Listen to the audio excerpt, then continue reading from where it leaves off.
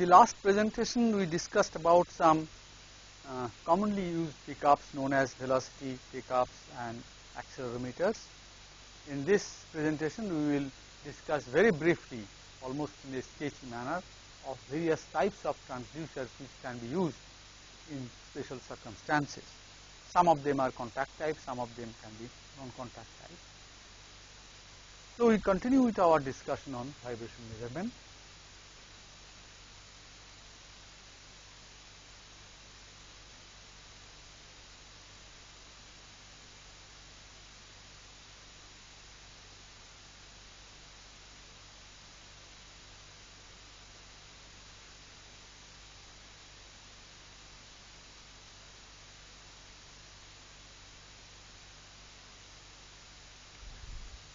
First, I think let us take a non-contact type pickup based on electromagnetic induction.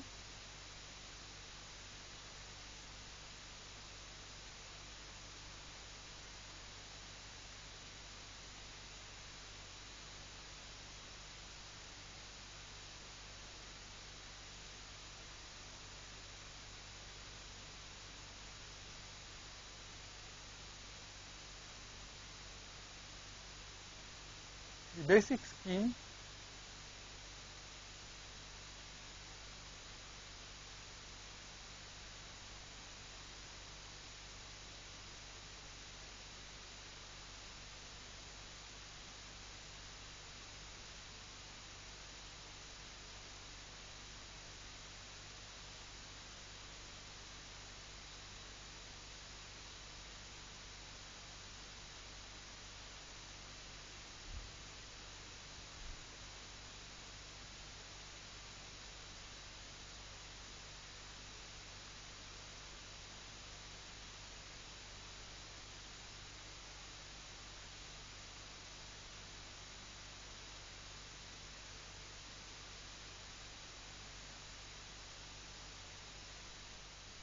So this is the coil which is wound about one leg of this magnet. This is the magnet, permanent magnet.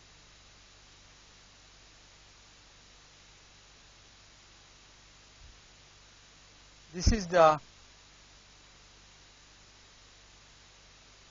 vibrating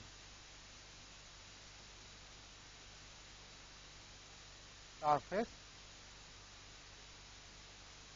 It has to be ferromagnetic.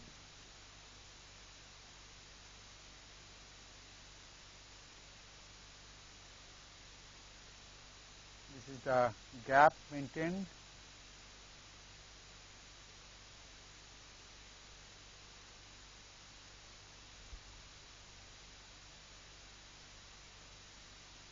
And this is vibrating.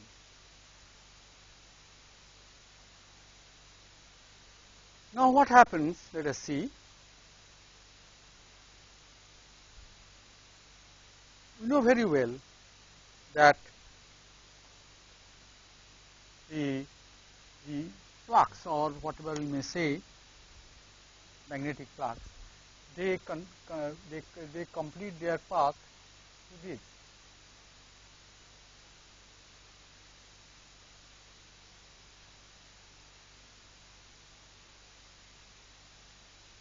Like that.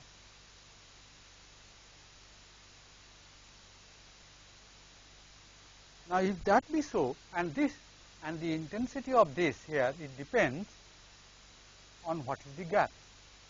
So as the gap fluctuates, what happens? The flux changes. And since this coil is there, and we know from the basic theory of electromagnetic induction that when the flux inside a coil fluctuates or changes with time, a voltage is developed. So that means what we will get? We will get a voltage generated here. And this voltage we know is given by, that means the number of turns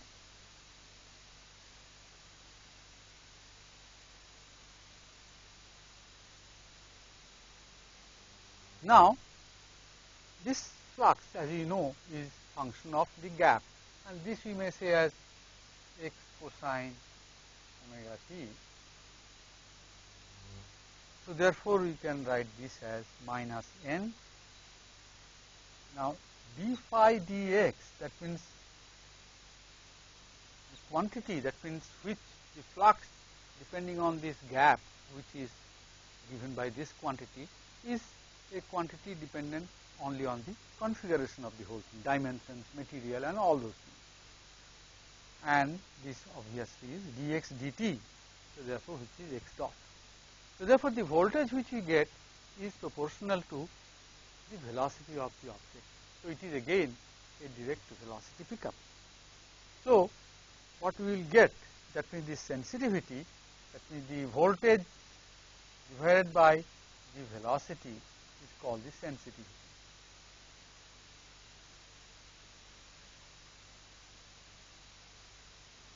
And we may use some unit like say millivolt per centimeter per second. Centimeter per second is the velocity and voltage is in millivolt.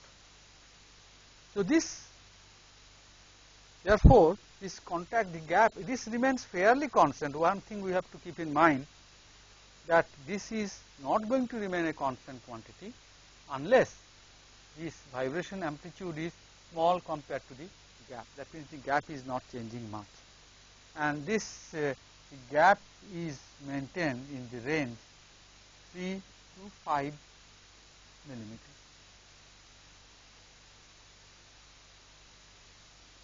And the amplitude of vibration x is a small fraction of gap.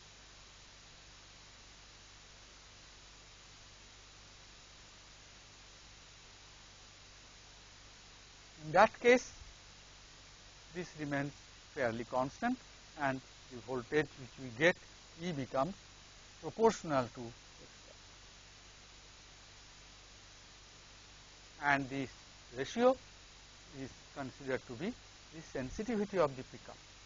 Now, to get some idea about the typical sensitivity,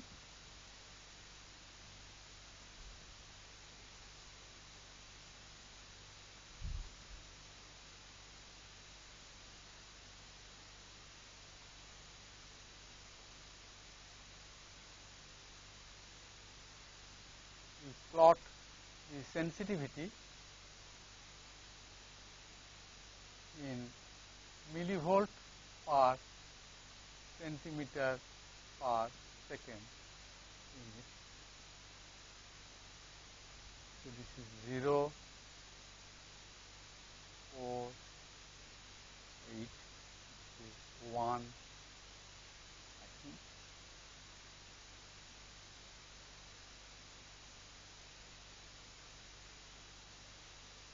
Hundred, sorry, 10, and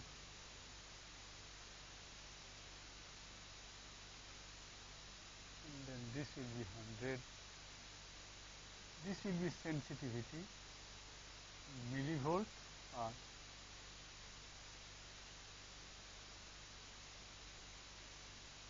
So if we plot this, what we will get, something like this.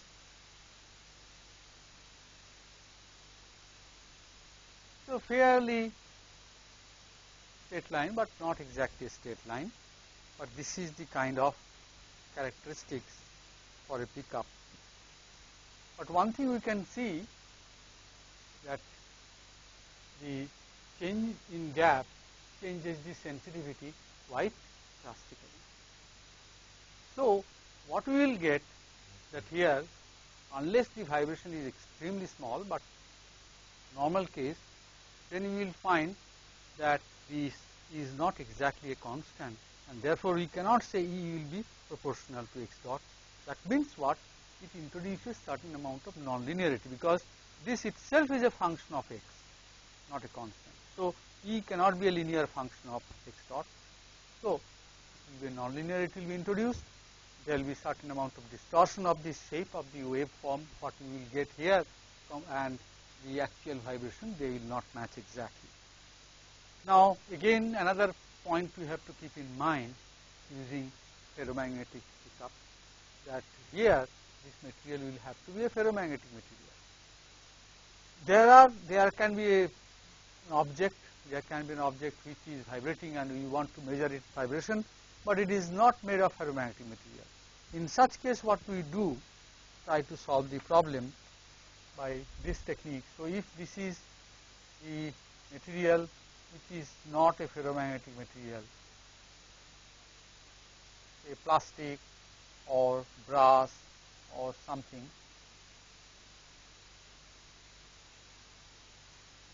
it's not steel kind of thing, then what we do, we attach a ferromagnetic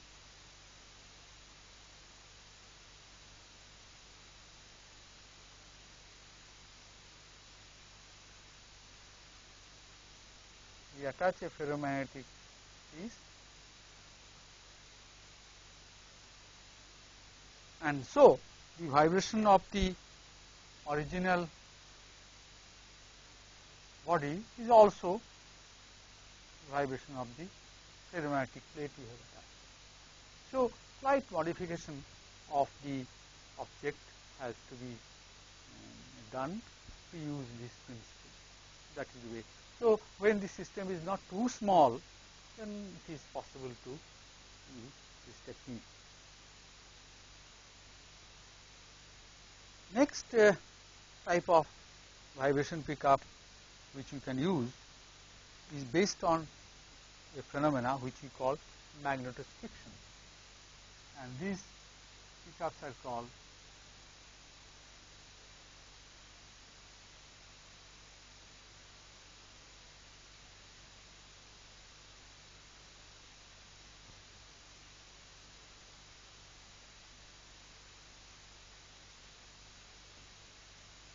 these are of course contact.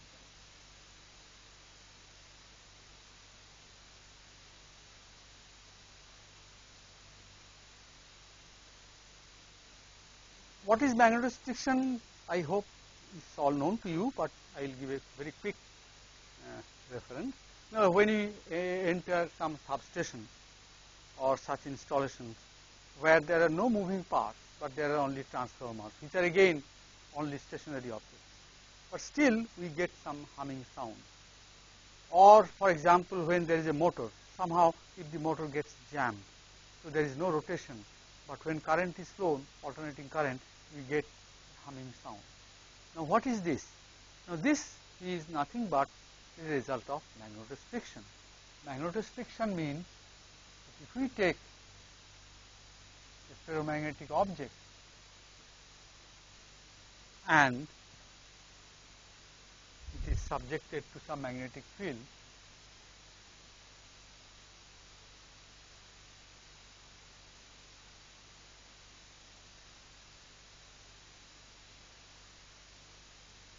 so when a current is passed,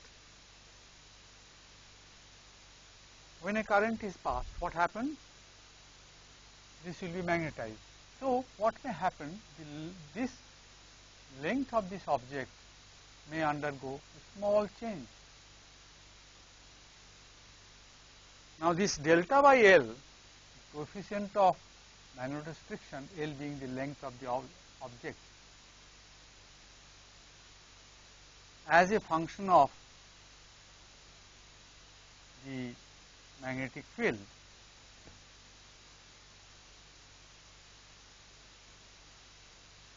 this is a property of material. Like say for example, most ferromagnetic materials indicate certain degree of magnetostriction, and this change, so when we supply an AC alternating current, the magnetic field in the object varies, fluctuates with time, and so therefore the length of the object will also vary, though the amount is extremely small in micron range, but still when it is there, it can produce a sound. And this phenomena, that means where a voltage induced produces a strain, is called magnetostriction. The other effect, the reverse is also true. That means if we take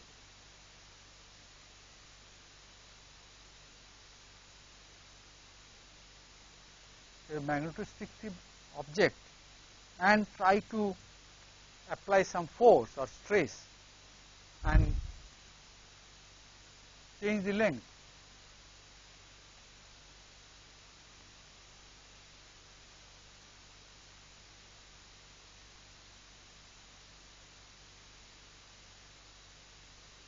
So the length changes.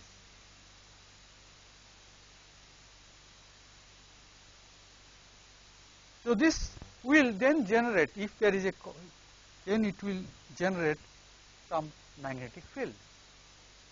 So inducing a magnetic field in a ferromagnetic material changes its length. Similarly, changing the length by some stress, causing a strain, generates a magnetic field, reverse. So this phenomena is utilized in this type of pickup. The basic principle of the pickup is like this.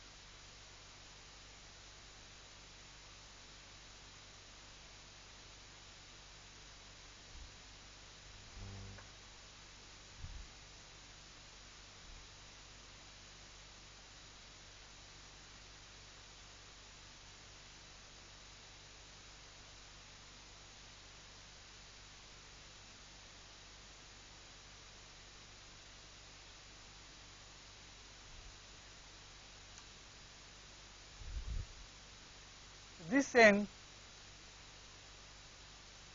is subjected to vibration. This is the magnetostrictive material, where this is the south pole, this is the north pole, or it means this is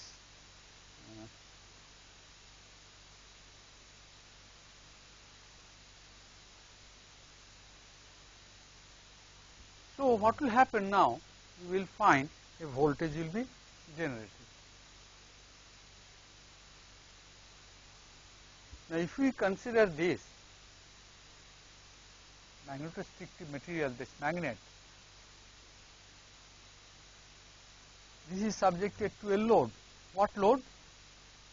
This side of course is connected to the original body,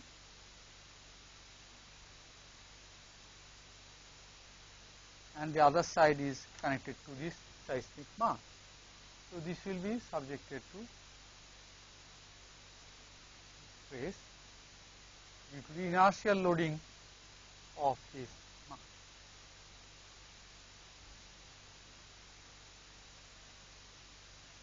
So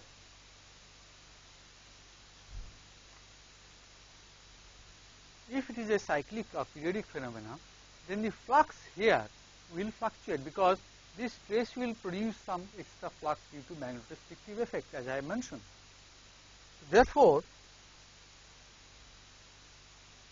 d phi dt, which is going to generate this voltage, will be proportional, is equal to d and phi, which is a function of sigma.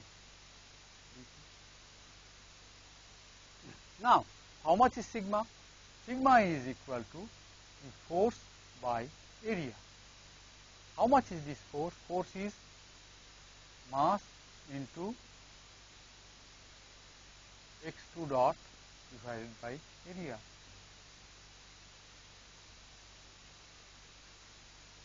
Now, the voltage generated is proportional to d phi dt, or d phi dt can be written as d phi d sigma dt. So effectively E becomes proportional to, you see, d phi d sigma is a quantity which depends on the configuration, dimensions, material and so on. That means the system or the equipment property, so it can be treated to be something constant for a particular experiment. But d sigma dt will be what?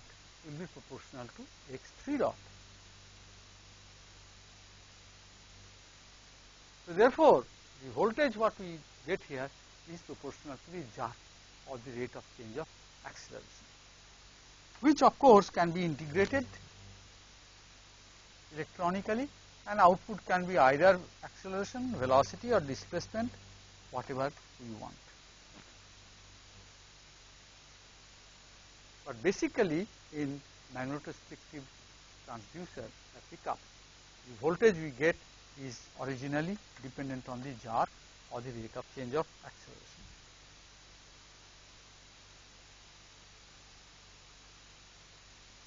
The kind of this d phi d sigma, if you want to have some idea, let us plot the characteristic.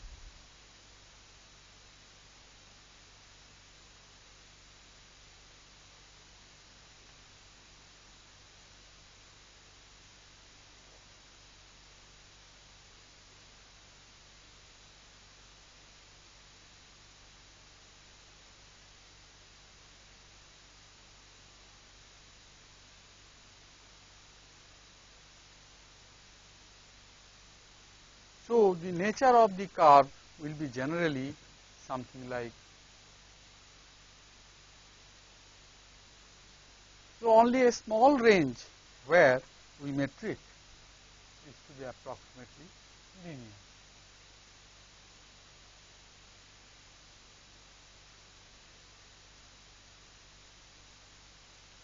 After that it tends to become nonlinear, and as mentioned earlier, we should always try to see or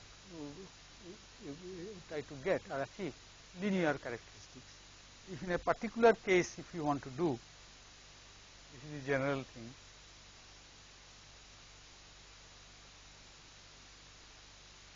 Sigma in kilogram per millimeter square. Kilogram of force, it is not SI unit which are given in this.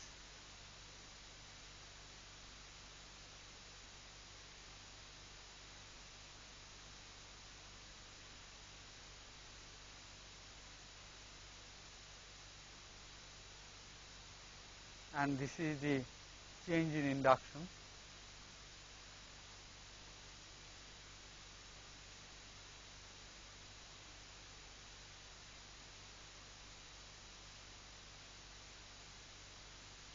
In Ghosh, this will be 0.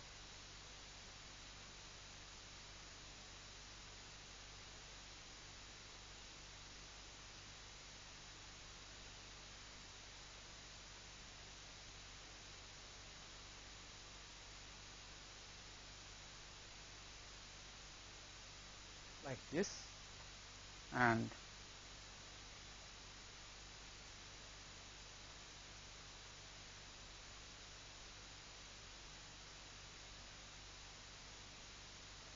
the realistic values for a particular case. So you can see that operating range could be very easily this.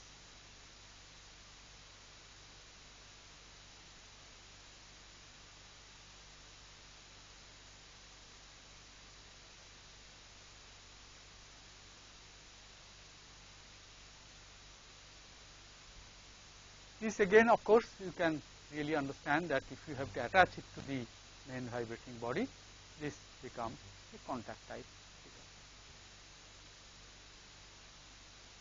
Next we take up another type of pickup, which is again a non-contact type pickup, and which are generally used for special purpose situation or special purposes, and they are based on the variation in capacitance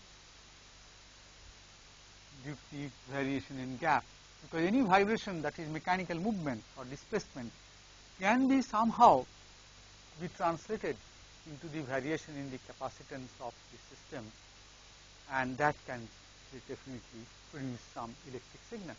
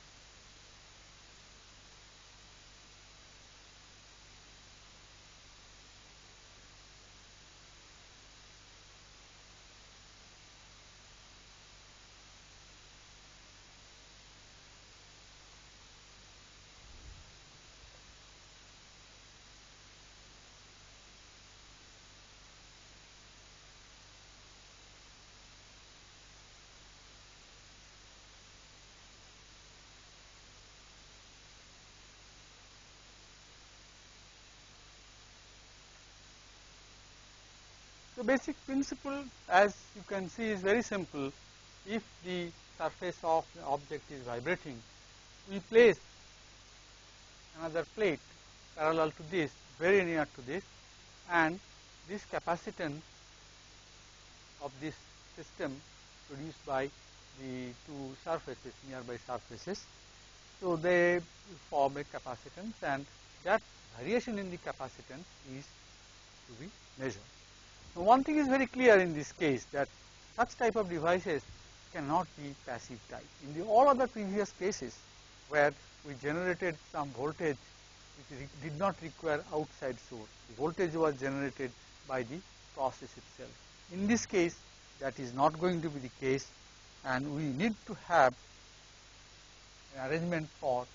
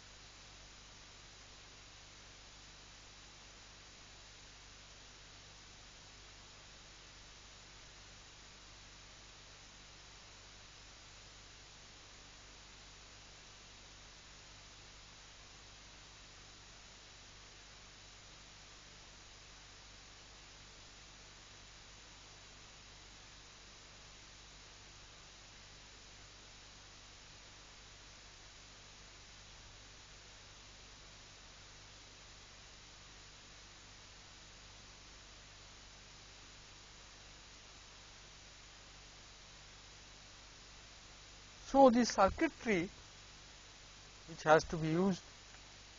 The basic principle looks like this, that we have to supply a bias voltage through the DC source, which is connected across this gap with the help of a very high resistance 10⁻⁶. And then, since the whole process is a dynamic process, and we cannot just attach it, because then the instrument itself, this impedance will affect the current through this. So, what is done? A blocking capacitor is given here. So, the variation in capacitance here generates a fluctuating voltage. The device, this particular device also will have nonlinearity, mainly because the capacitance is very sensitively dependent on the gap, and that makes the situation nonlinear, and also the signal produced will have some distortion. One more thing to be kept in mind is that generally capacitance variation is used as special purpose cases. Standard capacitance pickups are rarely used and rarely available. So, when a particular situation is somewhat special, and then this principle can be used in picking up the vibration.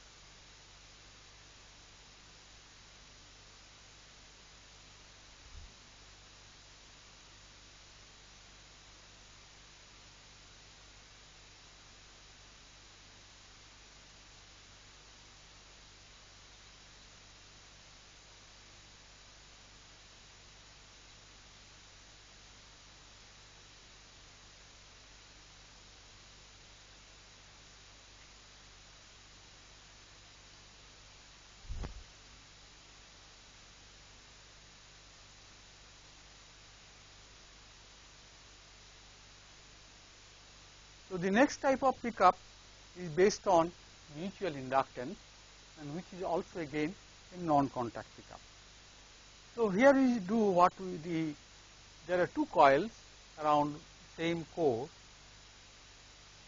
One is primary coil and other is secondary coil, and if we can, and we also pass a primary coil current IP, so that a field is established. Now, if by any chance we can change the mutual inductance,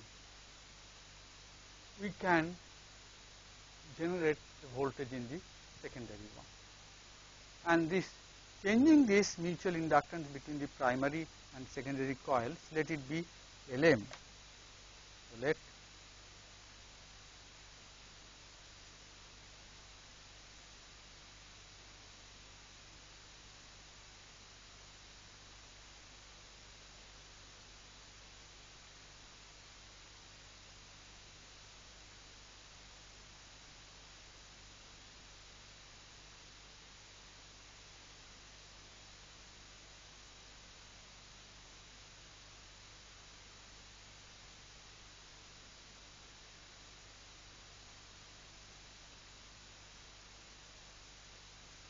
if Lm be the mutual inductance, then the voltage which you will be able to generate will be equal to mutual inductance omega to IP, where IP is a high frequency primary coil current whose frequency is omega.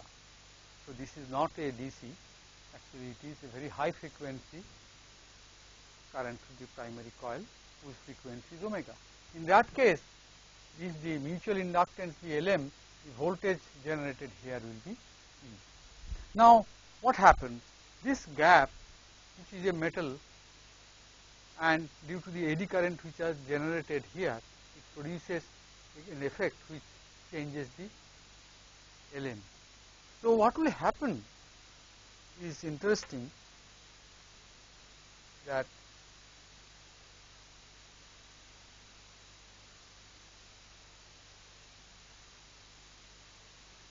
so if this is a very high frequency current will produce the voltage E, something like this.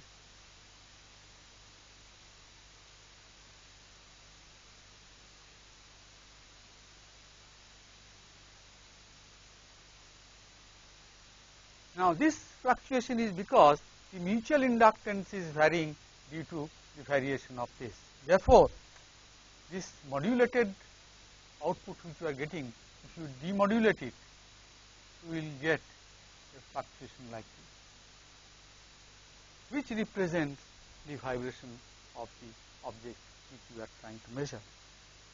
So, mutual inductance variation can be made almost linear over a displacement range up to approximately 5% of coil diameter.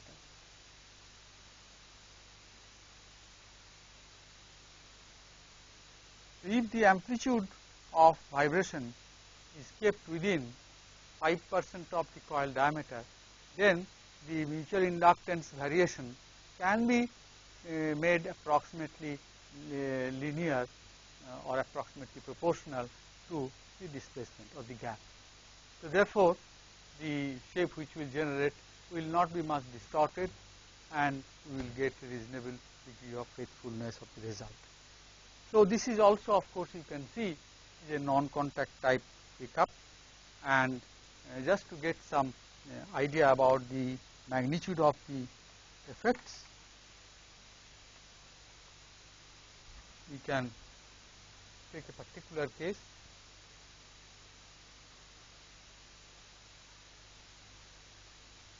The distance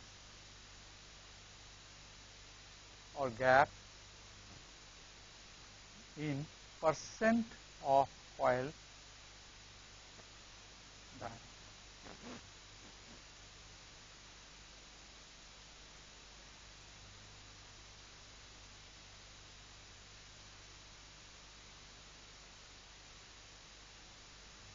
And mutual inductance in microhenry.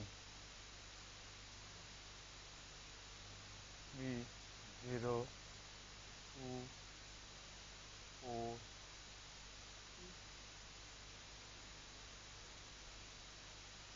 or rather I will not use this. Let us put somewhat smaller scale, say it is 1, 2, 3, 4, 5. Otherwise it will be too flat. So this variation then we will see will be almost something like, not exactly linear, but almost a straight line if you leave it or keep it within 5% of recoil diameter. So this is the order of magnitudes involved, which can give better idea about the kind of quantities involved.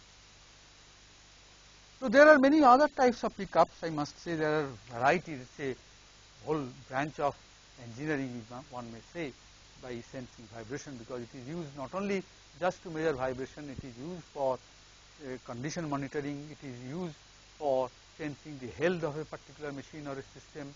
So many large number of applications are there. There is another technique which commonly is used in any kind of vibration or dynamic measurement, which I will just briefly mention. That is by using the strain gauges.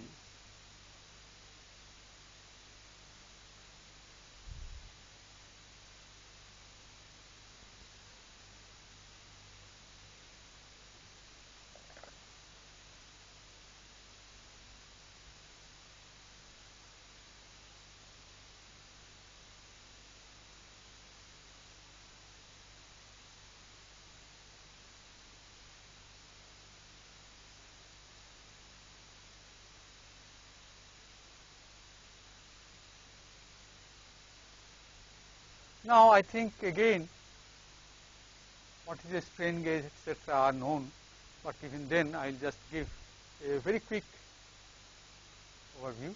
A strain gauge is a very small, maybe 1 centimeter by fraction of a centimeter long, a paper strip kind of thing, in which is embedded a very thin wire.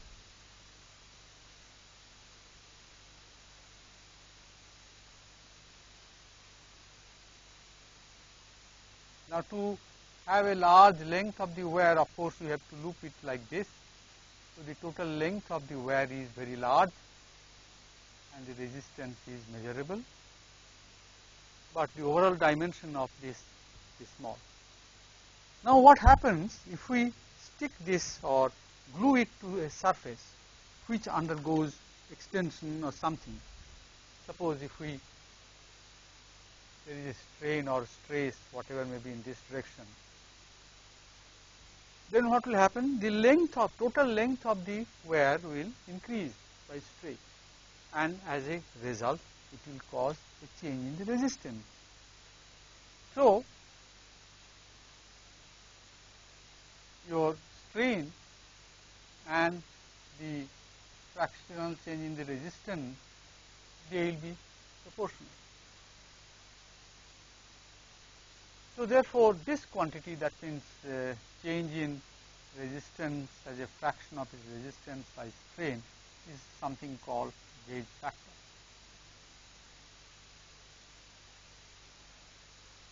In the ordinary strain gauges it can be of the order of 2 or 3, whereas in semiconductor strain gauges it can be a couple of hundred. Anyhow, now this change in thing, that means it is very suitable for measuring strain. So let us see how we can use it. If we have to measure the vibration, say, of a cantilever beam, as an example.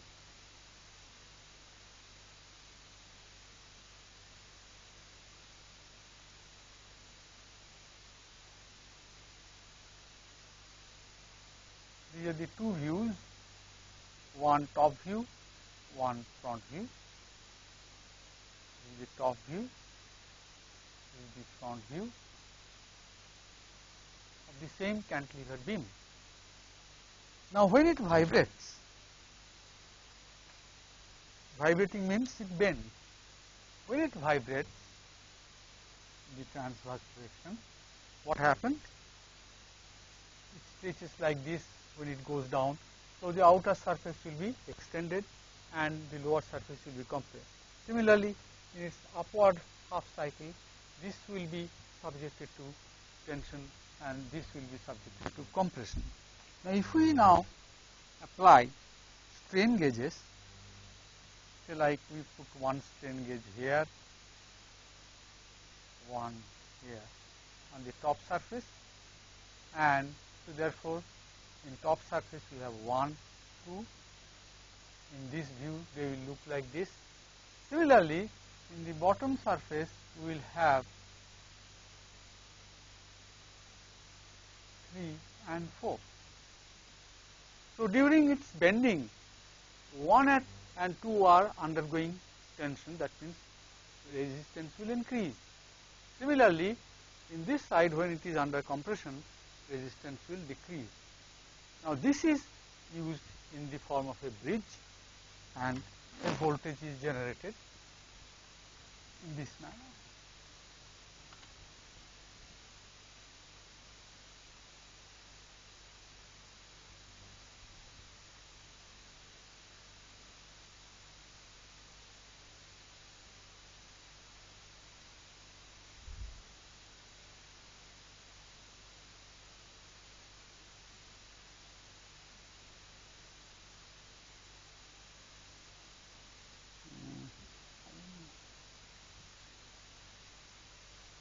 Now resistances or the strain gauges I am representing like this.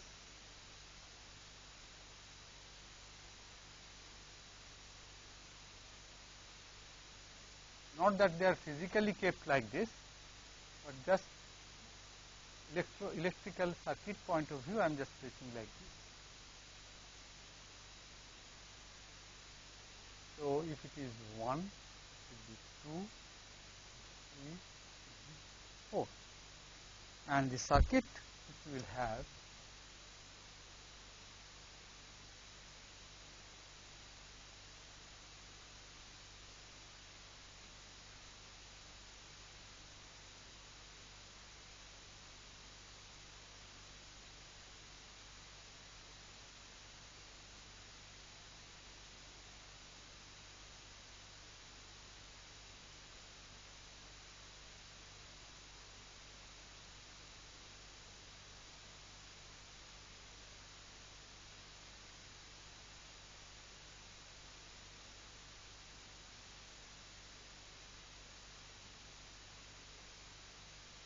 this kind of arrangement, that means which is called Wheatstone bridge.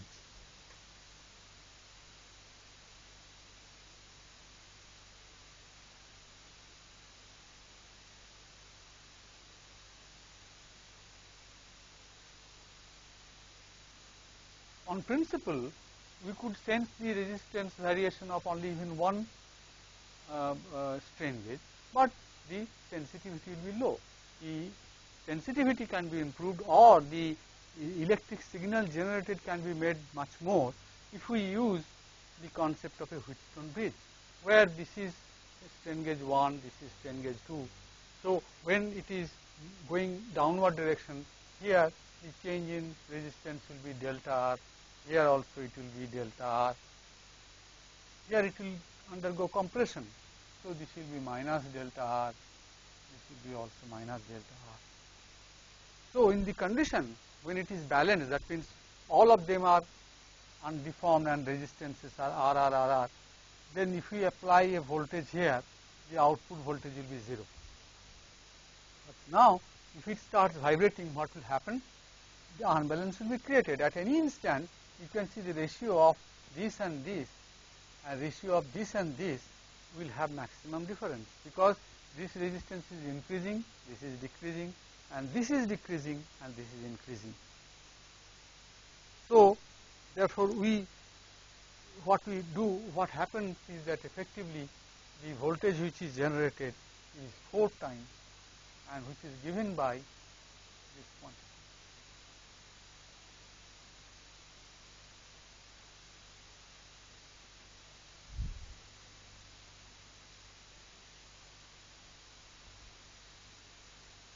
and then this output can be taken to any recorder or oscilloscope and can be studied, and that means the vibration, the frequency, amplitude, everything can be studied. Of course, we have to keep in mind that in all such instrumentation and measurements, it is essential to have proper calibration. That means we have to give some known deformation and then find out the voltage, so that when we measure the voltage, we know that how much deformation or strain has been created. So this type of strain gauge use is very wide, and in many cases, when a machine or something is vibrating where we cannot put any pickup or something, we can always scrape the surface and we can attach a proper strain gauge, and we can sense the strain which is subjected to, or the surface is subjected to, and that gives us the idea about the vibration it is undergoing. So this brings us to the end of our last module, where we have studied measurement, but as I mentioned, it's a huge subject. The instrumentation we have not discussed, circuits we have not discussed, and only some basic principles of some commonly used transducers we have discussed in this presentation.